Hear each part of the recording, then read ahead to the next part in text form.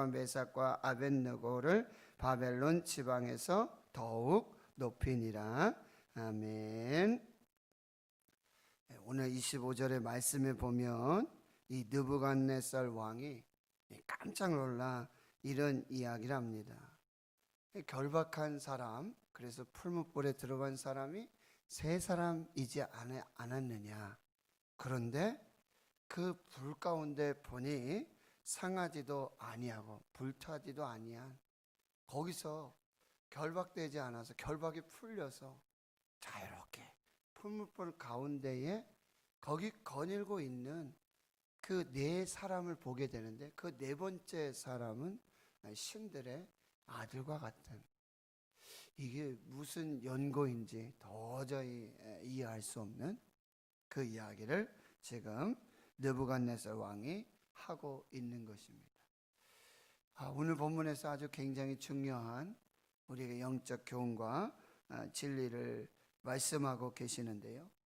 오늘 말씀의 배경은 여러분이 잘 알고 계시지만, 이 느부갓네살 왕이 꿈을 꾸었는데 그 꿈 내용도 모르겠고, 그리고는 해석을 하라고 하는데 내용이 없는 꿈을 해석하는 것이 바벨론의 이 모든 지혜자들, 술사들, 이 모든 능력자들 앞에 참으로 어려운 일입니다. 그래서 그들은 그들의 한계를 이렇게 고백합니다. 신이 아니시고서는 이건 우리의 영역이 아닙니다. 맞습니다. 그렇습니다. 하나님의 영역이 있고 사람의 영역이 있습니다. 그런데도 계속해서 꿈과 해석을 내라고 하는 것이죠. 그리고는 시간을 지체하고 그 꿈과 해석을 내지 못하는 모든 지혜자들, 술사들, 이 모든 사람들을 죽이라고 명령하죠. 다니엘이 왕 앞에 들어가서 왕이시여 시간을 주시며 지혜로운 말로 왕께 이야기를 하고는 집으로 돌아와서 이 사드락, 메삭, 아벳느고 세 친구에게 우리 하나님께 같이 기도하자. 그리고 다니엘도 기도했을 때 이 생명의 위협 속에 다니엘은 기도를 선택합니다. 그리고 중보 기도를 선택하는 것이죠. 그때 하나님께서 은밀한 일을 나타내시는 하나님께서 이 다니엘에게 그 꿈과 그 해석의 지혜를 주십니다. 왕의 명령을 따라서 이 바벨론의 지혜자들, 술사들을 죽이는 아리옥에게 나아가서 내가 왕에게 해석을 줄 터이니 이제 명령은 중지하고 나를 왕 앞으로 인도하라. 다니엘이 왕 앞에 들어가서 그 꿈과 해석을 줍니다. 꿈은요, 큰 신상이 있는데 머리가 금이고요. 그리고 어깨 이 가슴과 팔은 은, 배와 넓적다리는 놋, 청동이고요. 그리고 다리와 발에 얼마는 철, 그리고 발가락에 얼마는 진흙인 아주 큰 신상을 보게 되죠. 그런데 갑자기 손대지 아니한, 조각하지 아니한, 뜨이지 아니한 돌이 이 신상의 가장 약한 부분인 이 발가락 부분을 치게 됩니다.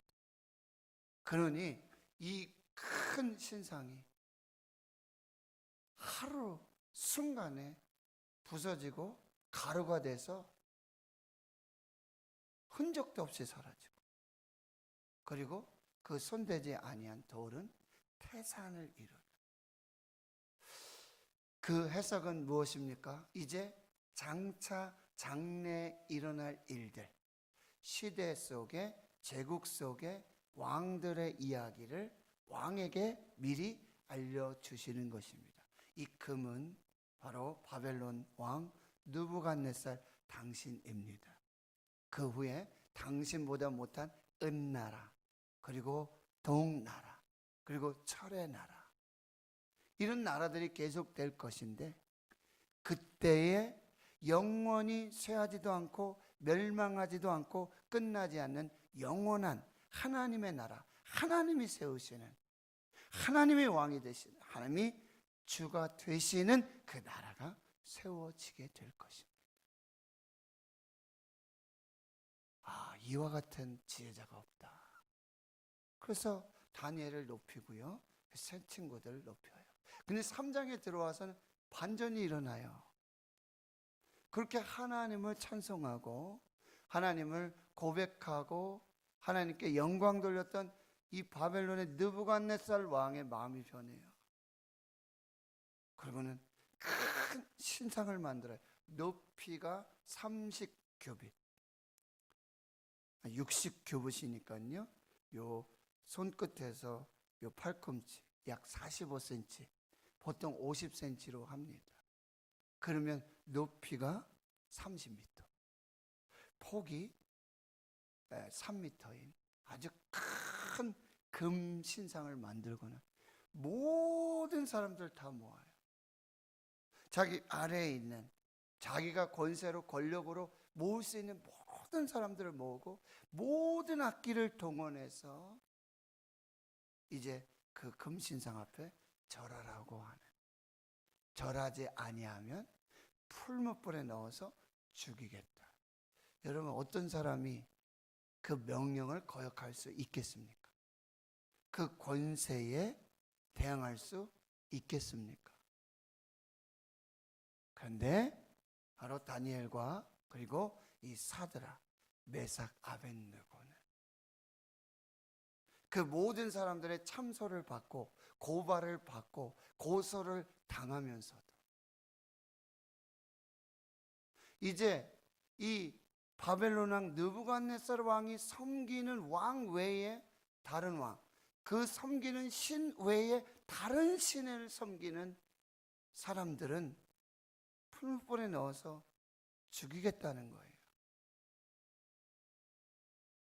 이전에 우리 신사참배라든지 또 지금 북한 땅이라든지 아프리카에, 저기 중동에 이런 신앙의 자유, 종교의 자유가 없는 그곳에서는 지금도 생명의 위협을 받으며 믿음을 지키고 신앙을 지키고, 다니엘 기도에 북한에서 탈북한 전도사님, 그리고 북한에서 탈북하셔서 사모가 되신 간증들을 여러분 들어보셨잖아요.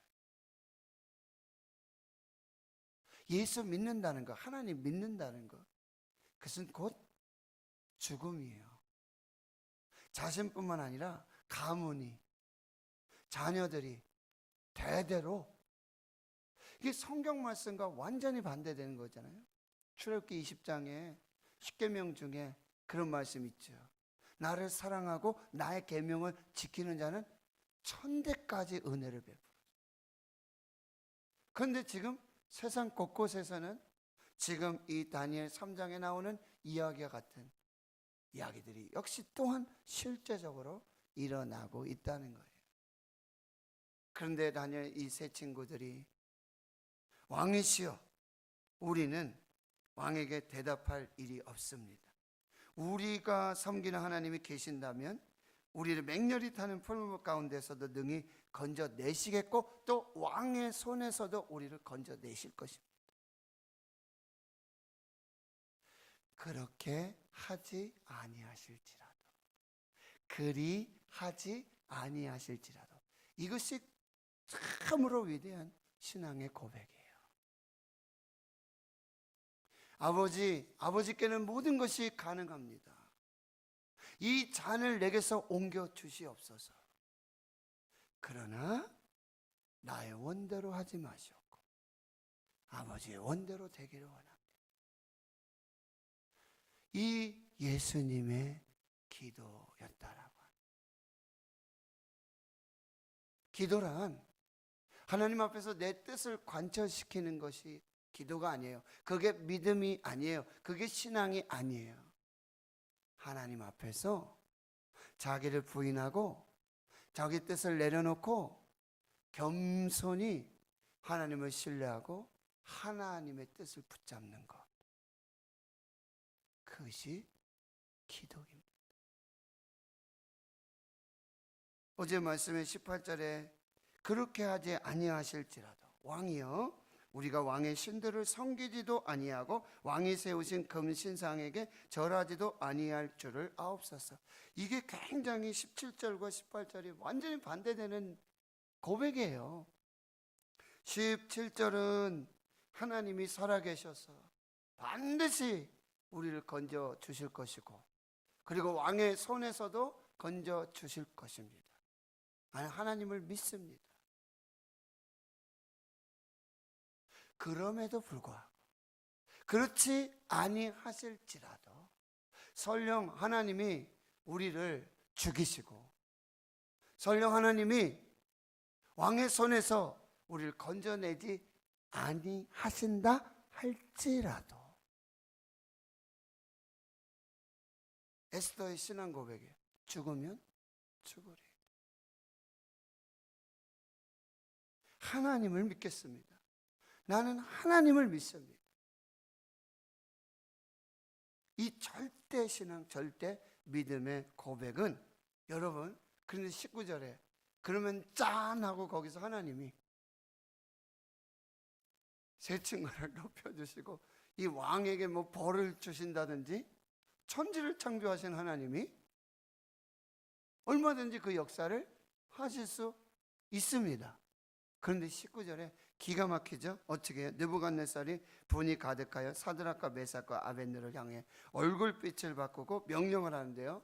풀무불을 뜨겁게 하기를 평소보다 7배 해라. 그리고 군대 중 용사 몇 사람들을 이제 이 사드락 메삭 아벳느고를 결박하고 극렬히 타는 풀무불 가운데 던져라.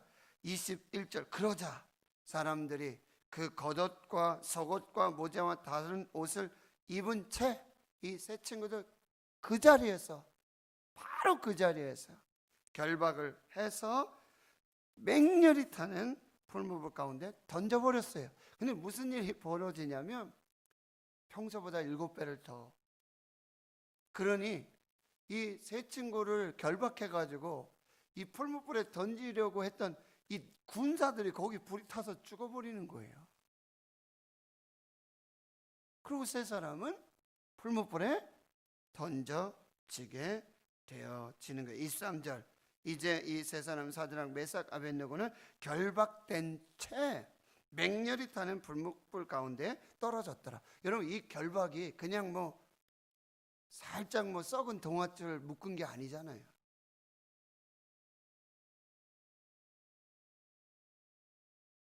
꼼짝달싹 할 수 없는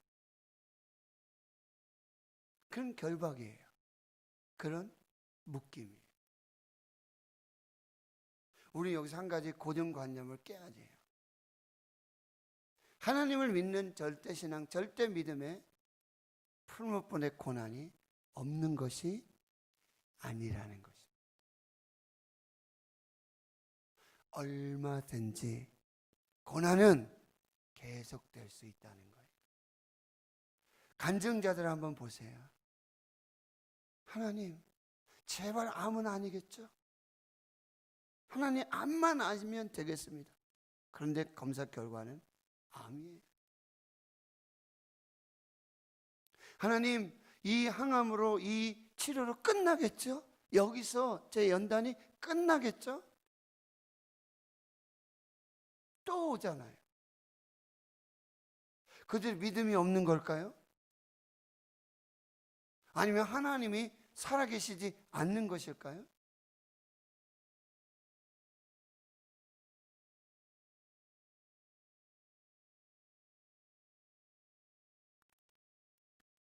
요한복음 11장에 예수님이 사랑하시는 나사로가 병들었어요. 마르다와 마리아가 급히 예수님께 사람을 보냈어요. 사랑하시는 나사로가 병들었습니다. 빨리 오십시오. 근데 예수님은 안 가셨어요. 거기 더 머물러 계세요. 그러면 나사로가 죽었다는 소식을 듣고는 그때 가세요. 나사로가 죽었으니까 깨우러 가자. 잠들었으니까. 돌무덤 앞에 가 있어요. 죽은 지 나흘이 되고 냄새가 나고요. 이미 장사가 다 진행된 후에요. 예수님이 오셨어요. 여러분, 마르다와 마리아가 통곡할 일 아닙니까?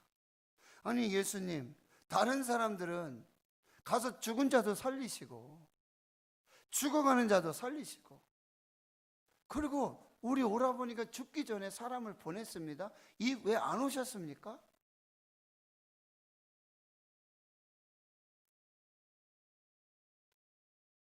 예수님 말씀하시죠. 나는 부활이요 나는 생명이다. 나를 믿는 자는 죽어도 살겠고 무릇 살아서 나를 믿는 자는 영원히 죽지 아니할 것이다.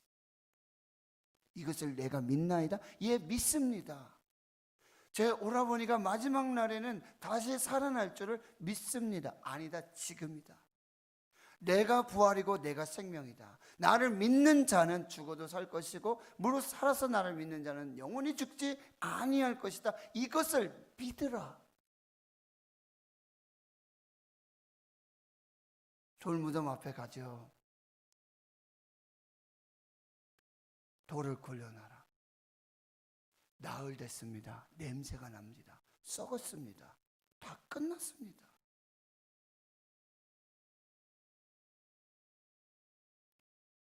나사로야, 나오라. 사랑하는 성도 여러분, 우리가 하나님 믿는다고, 예수님 믿는다고 고난이 없는 것이 아니에요.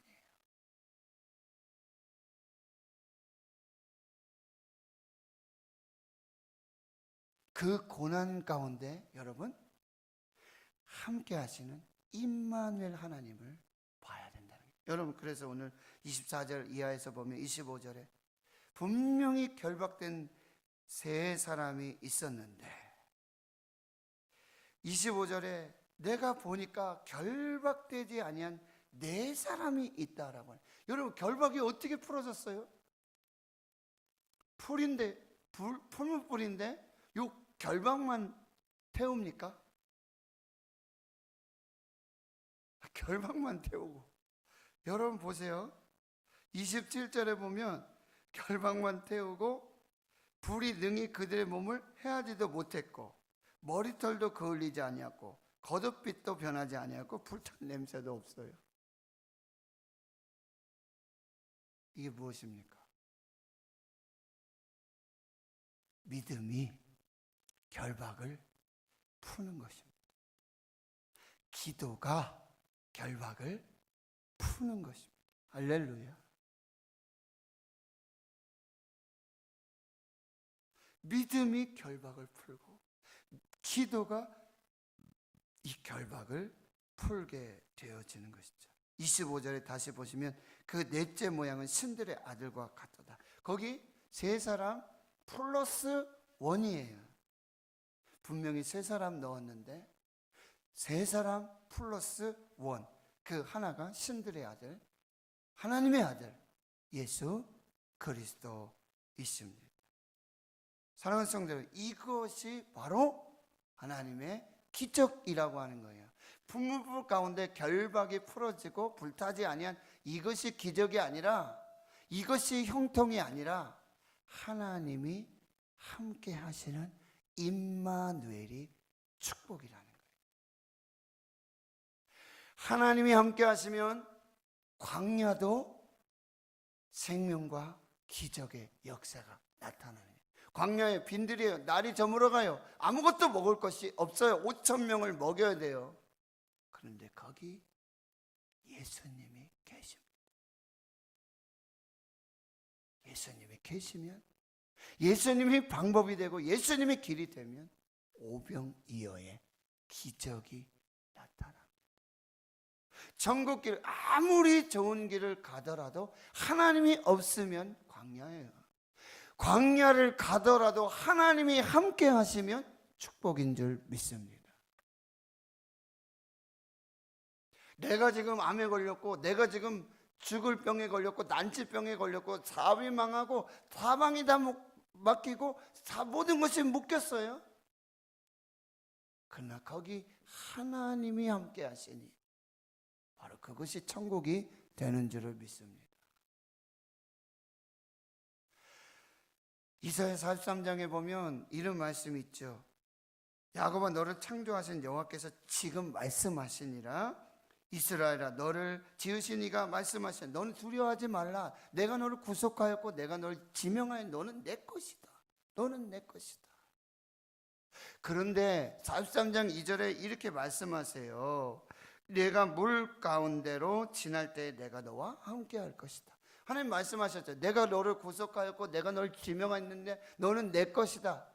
너는 내 것이야. 그런데 그 다음 나오는 말씀은 너가 물 가운데로 갈 거다. 네가 불 가운데로 지나갈 것이다. 그런데 거기서 내가 너와 함께 할 것이다. 이게 축복이에요. 이게 기적이에요. 다른 사람들은 경험하지 못하는 하나님의 형통이나 요셉이 노예가 돼서 감옥 속에 들어가요. 그런데 거기서 기가 막힌 말씀들이 나와요. 39장 2절 3절 23절에 계속 창세기 여호와께서 요셉과 함께 하심으로 그가 형통한 자가 되었더라. 감옥에 있잖아요.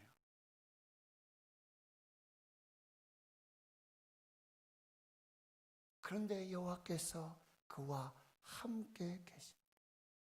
찬송했죠. 무슨 일을 만나든지 만사 형통하리라. 너무 좋아하는 찬송이잖아요. 부르잖아요. 그런데 무슨 일을 만나든지 만사 형통이다. 이 말은 뭐예요? 무슨 일을 만나든지 내가 너와 함께하니 너는 만사 형통. 불의 시험을 만나고 물의 시험을 만나고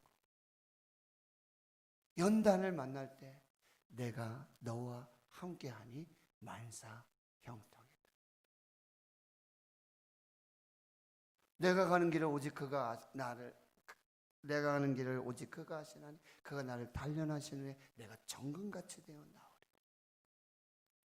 내가 사망의 음침한 골짜기로 다닐지라도 해를 두려워하지 아니할 것은 주께서 나와 함께 하심이라.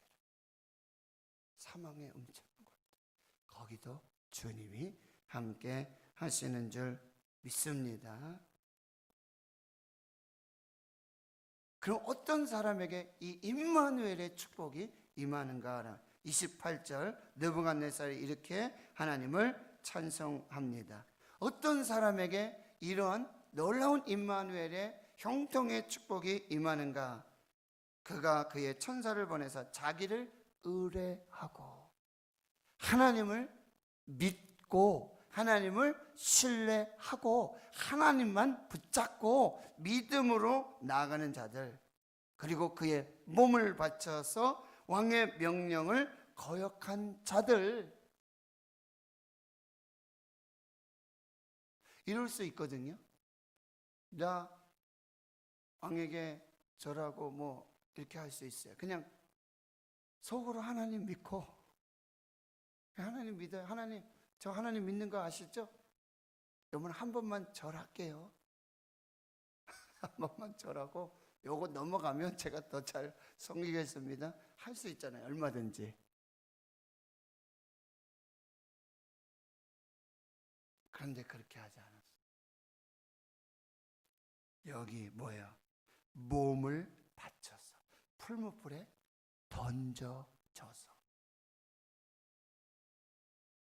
왕의 명령을 어겼어요. 행함이 있는 믿음.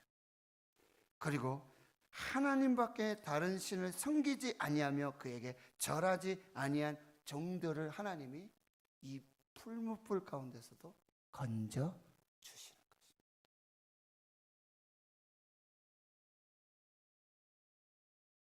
이 29절 하반절에 이렇게 말하죠. 이같이 사람을 구원할 다른 신이 없음이니라. 이 믿음이요, 이 신앙으로 하나님 앞에 서 있는, 하나님을 신뢰하는, 오직 하나님 외에는 다른 구원자가 없습니다. 오직 하나님 외에는 다른 신이 없습니다. 이 믿음으로. 그리고 그 하나님이 풀무불 가운데도 나와 함께 하십니다. 물 가운데 지날 때도 함께 하십니다.